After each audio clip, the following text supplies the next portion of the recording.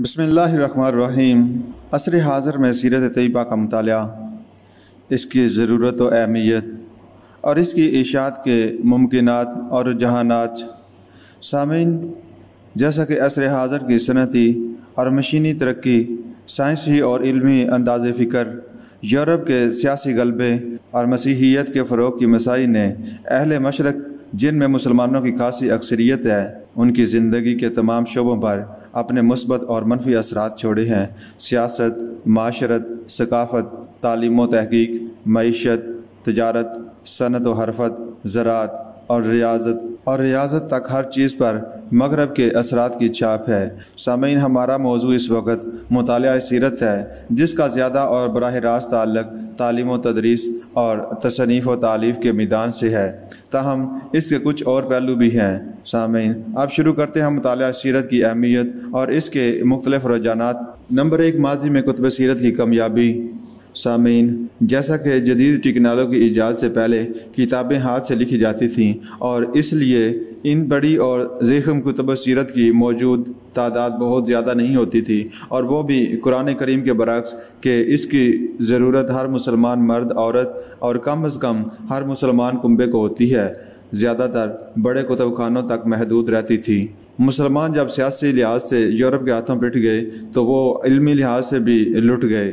मुसलमानों के बेशुमार इल्मी खजाने यूरोप वाले भी मुसलमानों के मुल्कों से हासिल हो सकने वाली कलमी किताबें ख्वाह लूट कर ख्वाह खरीद कर अपने मुल्कों में ले गए, और यूँ मुसलमानों का बेशतर इल्मी सरमाया, जिसमें कुतुब सीरत भी शामिल थीं, फ़्रांस, जर्मनी, बरतानिया, हॉलैंड और स्पेन वगैरह के कुतुब खानों की जीनत बना। इसी के मुतल्लक़ अल्लामा इकबाल ने कहा था, मगर वो इल्म के मोती किताबें अपने आबा की, जो देखें इनको यूरोप में तो दिल होता है सीपारा। अगरचे मुसलमानों के अहम और बड़े कुतुब खाने भी इन किताबों के वजूद से यकसर खाली कभी नहीं हुए। सीरत तैयबा के बारे में कदीम यूरोपी उलमा का अंदाज़े फ़िक्र। यूरोपी मसीह अक़वाम ने जब अपनी साइंसी और सनती तरक्की की बदौलत अपनी आलमी फतूहात का दौर शुरू किया तो इस वक्त इनके जहनों में सलीबी जंगों का जहर कुछ ज़्यादा मकदार में मौजूद था, और ख़त्म तो ये अब तक भी नहीं हुआ। इस वक्त के यूरोपी पादरियों और मुसन्निफ़ों ने तहरीर व तकरीर के ज़रिए से अन हज़रत सल्लल्लाहु अलैहि वसल्लम के बारे में अजीब व गरीब खराफात फैलाई। यूरोपी अंदाज़े फ़िक्र में तब्दीली असर हाज़र के साइंसी और इल्मी अंदाज़े फ़िक्र व तहक़ीक़ का एक अहम नतीजा ये भी निकला कि अन हज़रत सल्लल्लाहु अलैहि वसल्लम के ख़िलाफ़ यूरोपी पादरियों की इस किस्म की बकवास का तिल्स्म टूट गया। मजहबी तअस्सुबात के बावजूद अब अंदाज़े तहरीर इल्मी और तहक़ीक़ी हो गया है और किताबों के हवाले से बात होने लगी है। इस वजह से अब इनके मुगालतों की तरदीद और गलतफहमियों का इज़ाला निस्बतन आसान हो जाता है। खुद यूरोपी मुस्तशरिकीन और मुअल्लिफ़ीन में मुतअद्दिद ऐसे आदमी इस दौर में सामने आते हैं जिन्होंने अन हज़रत सल्लल्लाहु अलैहि वसल्लम के ख़िलाफ़ अपने हम मज़हबों की खराफात की तरदीद की और बड़ी हद तक अन हज़ूर सल्लल्लाहु अलैहि वसल्लम के बारे में इंसाफ और हकीकत पसंदी का सबूत दिया है। असर हाज़र से पहले सीरत नबवी सल्लल्लाहु अलैहि वसल्लम के बारे में यूरोप के मसीह और यहूदी मुअल्लिफ़ीन का अंदाज़े मुतल्लक़ जाहिलाना था। फिर इस अहद के शुरू में सियासी गलबे के भरोसे पर यह अंदाज़ जारहाना भी हो गया। यह अमूमन एक मकाराना गैर जानबदारी का रंग इख्तियार कर गया। अहले इल्म मुसलमान तो इनको हर रंग में पहचान लेते हैं। अलबत्ता जदीद तालीम याफ्ता और यूरोप से मरऊब मुसलमान नौजवान जो अपने दीन की तारीख़ और अपने नबी सल्लल्लाहु अलैहि वसल्लम की सीरत से बेखबर होता है, वो बआसानी इनका शिकार हो जाता है। यह भी मुतालिया सीरत का एक महाज है। सीरत नगारी में असर हाज़र का एक बहुत बड़ा चैलेंज मुसलमानों के सियासी ज़वाल का दौर, इनके इल्मी इन्हितात का दौर भी था। अगर एक तरफ दुश्मन ने बुग़्ज़ और हसद की बना पर सीरत नबवी सल्लल्लाहु अलैहि वसल्लम को मस्ख़ करके पेश करने की कोशिश की, तो दूसरी तरफ इश्क, मोहब्बत, ताज़ीम व अक़ीदत के नाम पर खुद मुसलमानों ने सीरत तैयबा में इन अमूर को दाखिल कर दिया जो अक़लन नक़लन काबिल रद्द हैं। इसके नतीजे में सीरत तैयबा के असल ताबेदार पहलू और हज़ूर सल्लल्लाहु अलैहि वसल्लम के उसवा हसना के नुमायाँ और वाजिब इत्तिबा गोशे नज़रअंदाज हो गए। इस अफरात व तफरीत से बचकर और इससे बचाने के लिए सीरत तैयबा का اس کے اصل ماخذ سے، مگر جدید علمی اور تحقیقی انداز میں مطالعہ کرنا اور اس کی اشاعت کرنا مسلمان اہل علم کے لیے عصر حاضر کا ایک بہت بڑا چیلنج ہے۔ اور الحمدللہ کہ گزشتہ صدی میں اس نقطۂ نظر سے سیرت طیبہ پر مختلف زبانوں میں بہت اچھا کام ہوا ہے۔ یورپ کی سائنسی اور علمی ترقی کو وسعت دینے میں ٹیکنالوجی کی ایجاد اور اس کے فنی ارتقاء کا بھی بڑا دخل ہے۔ اہل یورپ نے اپنے اس دور عروج میں اقوام عالم اور خصوصاً مذاہب عالم کی زبانوں کی تعلیم میں بھی نام پیدا کیا ہے، اور اس کے اسباب سیاسی بھی تھے اور علمی بھی۔ جرمنی، فرانس، ہالینڈ اور برطانیہ میں عربی زبان و ادب کے کئی ماہرین پیدا ہوئے۔ اہل یورپ کی اس علمی خدمت کا اعتراض نہ کرنا بے انصافی بلکہ ناشکر گزاری ہوگی کہ ان لوگوں نے اپنے ان علمی خزانوں میں سے، جن کو وہ کلمی کتابوں کی صورت میں عالم اسلام سے ہی لے گئے تھے، اہم کتابوں کو شائع کرنے کا کام بھی شروع کیا۔ ہماری بے شمار علمی کتابیں سب سے پہلے یورپ سے ہی شائع ہوئیں۔ ان میں اہم کتب سیرت بھی شامل تھیں۔ سیرت ابن ہشام کو سب سے پہلے ایک جرمن مستشرق فریڈی نے جرمنی سے شائع کیا۔ اسی طرح طبقات ابن سعد کی توسیع اور اشاعت کا کام 4 جرمن مستشرقین نے کیا، اور یہ کام 1905 اور 1912 کے درمیان قریباً 8 سال میں مکمل ہوا۔ بعد میں مصر اور شام سے بھی ان اور دیگر کتب سیرت کے اچھے اور بہتر ایڈیشن شائع ہوئے، مگر ابتدا بہرحال یورپ سے ہوئی۔ سیرت سے متعلق قدیم کلمی کتابوں کی تحقیق اور اشاعت اور پھر اس کے نتیجے میں اعلیٰ پایہ کی علمی اور تحقیقی کتب سیرت کی تالیف اور تصنیف کا کام عصر حاضر کی ایک نمایاں خصوصیت بھی ہے اور ضرورت بھی۔ اردو زبان میں سیرت پر اس پہلو سے اور اس پائے کی تحقیق کا بہترین نمونہ علامہ شبلی رحمۃ اللہ علیہ اور سید سلیمان ندوی رحمۃ اللہ علیہ سیرت النبی صلی اللہ علیہ وآلہ وسلم کی 6 جلدیں ہیں۔ عصر حاضر میں مطالعہ و اشاعت سیرت کا ایک خاص پہلو یہ بھی سامنے آیا ہے کہ اس دور میں سیرت طیبہ کی متعدد اور اہم کتابوں کے ترجمے بھی مختلف یورپی اور ایشیائی زبانوں میں ہو گئے ہیں۔ سیرت ابن ہشام کا انگریزی اور اردو ترجمہ ان تراجم کی اشاعت سے مطالعہ سیرت کو ایک وسعت حاصل ہو گئی جو مسلمان یا غیر مسلم براہ راست عربی مصادر سے استفادہ نہیں کر سکتے۔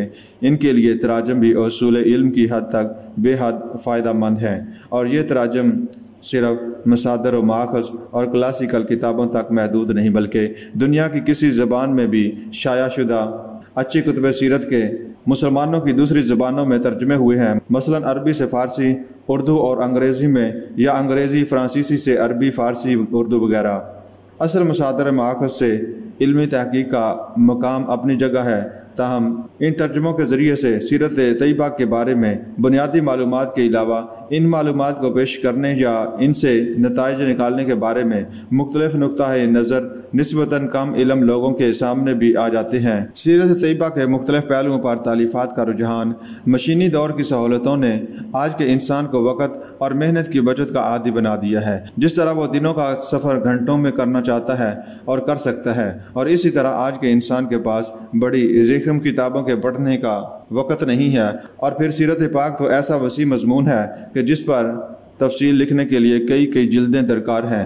اس کے ساتھ دوسری طرف سائنسی اور علمی انداز تحقیق نے کسی بھی علم میں وسعت اور جامعیت سے زیادہ امتیازی ماہرانہ انفرادیت اور گہری خصوصی مہارت کو معیار کمال قرار دے لیا ہے۔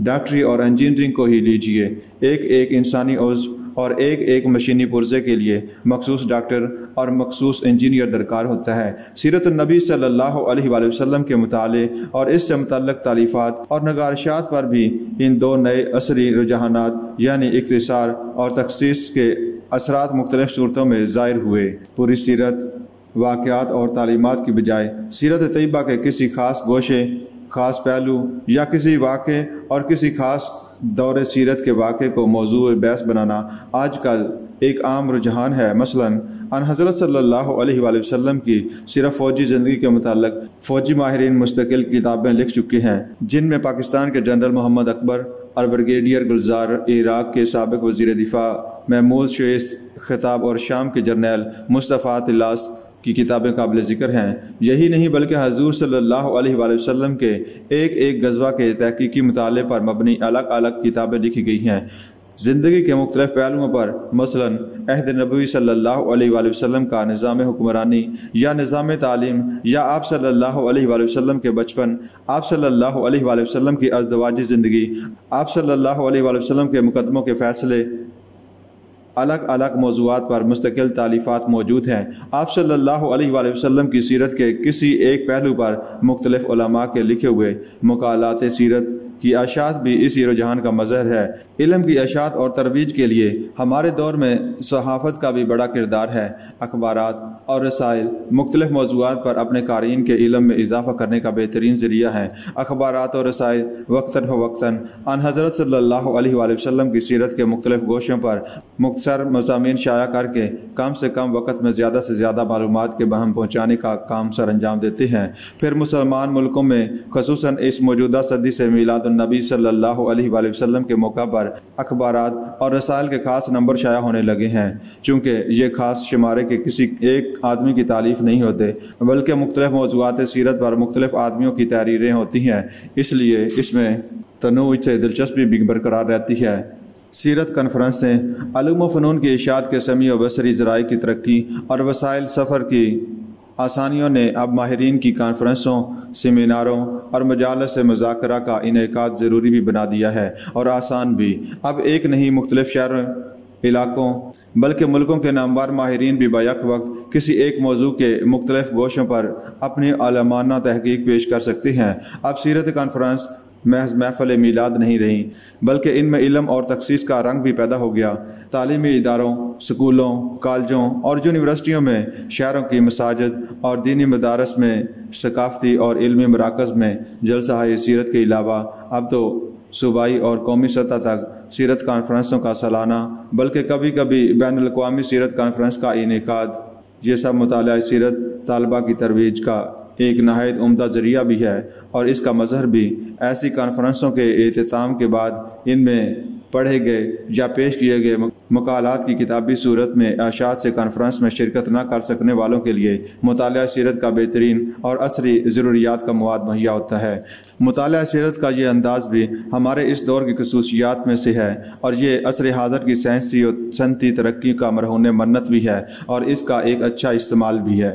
تعلیم کی عام اشاعت اور ٹیکنالوجی کی سہولتوں نے اب بچوں کے لیے الگ کتب اور الگ رسائل کی طباعت و اشاعت کو ایک مستقل کاروبار بنا دیا ہے۔ بچوں کے لیے کتابیں اور رسائل آج کل کی کتابی صنعت اور جدید فن تعلیم و تربیت کا ایک نہایت اہم حصہ ہے۔ بچوں کے لیے سیرت طیبہ پر مشتمل ایسے کتابچے اور حکایات کے مجموعے جو بلحاظ زبان بچوں کے لیے قابل فہم اور بلحاظ حسن طباعت بچوں کے لیے جاذب توجہ اور دلکش ہوں، یہ بھی ہمارے زمانے کی ایک ایسی خصوصیت ہے جس کا غالباً پہلے وجود نہ تھا۔ پاکستان میں اگرچہ ناشرین نے اس طرف کمائی کا توجہ نہیں دی، تاہم بہت کچھ ملنے لگا ہے۔ حکومت پاکستان بچوں کے لیے کتب سیرت کی تالیف اور اشاعت کی حوصلہ افزائی بھی کر رہی ہے۔ کتابیات سیرت، مختلف علوم و فنون پر لکھی گئی کتابوں کے ذکر، کتابیات پر مشتمل کتابوں کی تالیف کا رواج اگرچہ مسلمانوں کے ہاں تو آج سے ہزاروں سال پہلے شروع ہو گیا تھا، تاہم صرف کتب سیرت پر توجہ دے کر سیرت سے متعلق مستقل تالیفات یعنی صرف کتابیات سیرت یا فہرست کتب سیرت کی شکل نہیں دی گئی تھی۔ ہمارے زمانے میں اب اس اہم کام پر توجہ دی جانے لگی اور سیرت پاک پر دنیا کی مختلف زبانوں میں لکھی گئی کتابوں کی کچھ فہرستیں الگ اور مستقل کتابوں کی شکل میں شائع کی گئی ہیں۔ سیرت طیبہ پر دنیا بھر کی مختلف زبانوں میں اب تک جو کتابیں لکھی جا چکی ہیں ان کا شمار بھی کار دشوار ہے۔ آج سے کچھ عرصہ پہلے اقوام متحدہ کے ایک ادارے کی طرف سے لیے گئے جائزے کے مطابق جتنی کتابیں پیغمبر اسلام صلی اللہ علیہ وآلہ وسلم کے متعلق لکھی گئی ہیں، اس کا 10 یعنی 10واں بلکہ اس سے کم حصہ بھی دنیا کی کسی دوسری شخصیت کے بارے میں نہیں لکھا گیا۔ کتابوں کی فہرست کے ساتھ اگر سیرت طیبہ پر ان مقالات اور مضامین کا بھی ایک اشاریہ تیار کیا جائے تو دنیا کے اخبارات اور رسائل میں شائع ہوتے ہیں تو یہ غالباً دنیا کی سب سے بڑی کتابیات بن جائے گی۔ مگر ایسی کتاب کی تیاری کے لیے ملکوں اور مختلف زبانوں کے علماء کے باہمی تعاون کی ضرورت ہے۔ نمائش کتب سیرت مختلف عصر حاضر میں کسی علم یا فن سے متعلق اشیاء یا کتب وغیرہ کی نمائش بھی معلومات میں اضافے کا باعث اور مزید مطالعے کے لیے محرک ثابت ہوتی ہے۔ پاکستان میں ثقافتی اور تعلیمی اداروں مثلاً کالجوں کی سطح پر اور اب تو گزشتہ 2 برس سے حکومت کے ذریعے تمام قومی بلکہ بین الاقوامی سطح کی نمائش کتب سیرت منعقد ہونا شروع ہوئی۔ اس قسم کی نمائشیں اہل علم اور عوام سب کے لیے یکساں مفید اور نفع بخش ثابت ہوتی ہے۔ اگر اس قسم کی نمائش میں پیش کردہ کتب سیرت کی فہرست بھی شائع کر دی جائے تو یہ سیرت پر کام کرنے والوں کے لیے بہترین ہو۔ دور حاضر کی مشکلات کا حل۔ مطالعہ سیرت طیبہ کہ یہ چند انداز اور کچھ ممکنات اور نئے رجحانات ہیں جو ہمارے زمانے کی مشینی اور صنعتی ترقی اور اس کے نتائج و خصوصیات سے وجود میں آئے ہیں۔ آج کا انسان مسلمان ہو یا غیر مسلمان، ایک طرف تو متضاد 2 متعارض انتہا پسندانہ سیاسی اور معاشی افکار مثلاً سرمایہ داریت اور اشتراکیت، قومیت اور جمہوریت وغیرہ کے درمیان ذہنی خلفشار کا شکار ہو رہے ہیں، اور دوسری طرف مشینی اور صنعتی آسائشوں نے اسے مادی لذت کا پرستار بنا دیا ہے۔ تیسری طرف بڑی طاقتوں کے تباہ کن اسلحہ اور اپنی اپنی طاقت کے نشے نے پوری دنیا کو تباہی کے دہانے پر لا کھڑا کر رکھا ہے، اور ان سب چیزوں نے مل کر آج کے انسان کو ذہنی سکون اور قلبی اطمینان سے محروم کر رکھا ہے۔ ان حضرت صلی اللہ علیہ وآلہ وسلم کی تعلیمات اور آپ صلی اللہ علیہ وآلہ وسلم کی علمی سیرت کے مطالعے میں ان تمام عوارض کا علاج اور انسان کے انفرادی اور اجتماعی مسائل کا حل موجود ہے۔ آج دنیا جس امن و سکون اور نجات و سلامتی کے اصول کے لیے مسترب ہے، وہ اسلام میں قرآن کے پیغام اور صاحب قرآن کے عملی نمونے میں موجود ہے۔